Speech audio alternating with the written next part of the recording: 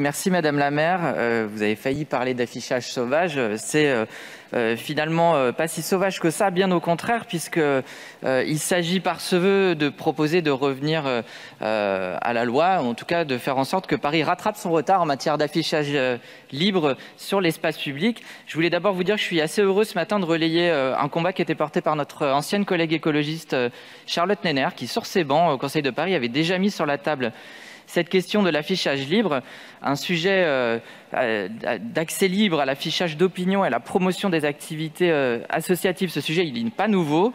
Nous avons toutes et tous été sollicités dans nos arrondissements par le monde associatif sur l'accès à des supports d'information dans l'espace public, de la même manière que dans notre vie militante.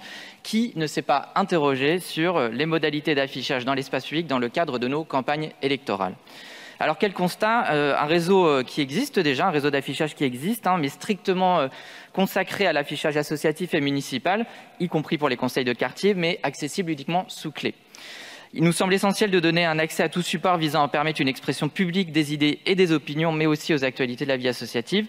Ça l'est d'autant plus que les contraintes d'accès, comme je le disais plus haut, questionnent aujourd'hui pas mal d'acteurs du monde associatif ou des collectifs qui voudraient porter une parole publique plus forte et plus naturelle, ce qui parfois conduit à de l'affichage sauvage et ce contre quoi nous souhaitons lutter.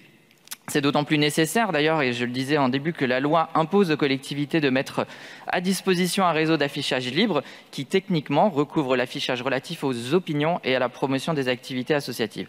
Alors avec ce vœu, nous proposons de répondre à un triple objectif: se conformer à la loi, permettre aux opinions de s'exprimer librement et faire le point sur l'existant et peut-être mieux structurer notre vision en matière d'accès à l'information et à la parole dans l'espace public. Il va sans dire que ces panneaux devront faire l'objet d'une charte d'usage à poser sur chaque lieu qui mentionne l'interdiction de tout message à caractère haineux ou discriminatoire. Ces panneaux pourraient être, pourquoi pas, entretenus par la DPE.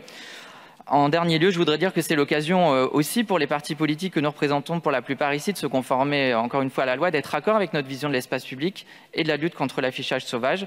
Les exemples ne manquent pas en la matière depuis longtemps et sur tous ces bancs d'ailleurs, y compris pour nous les écologistes. Et d'ailleurs, je tenais à le rappeler, c'est important, ce type de panneau existe dans de nombreuses communes.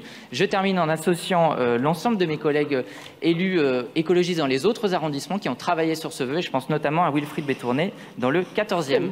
Je vous remercie.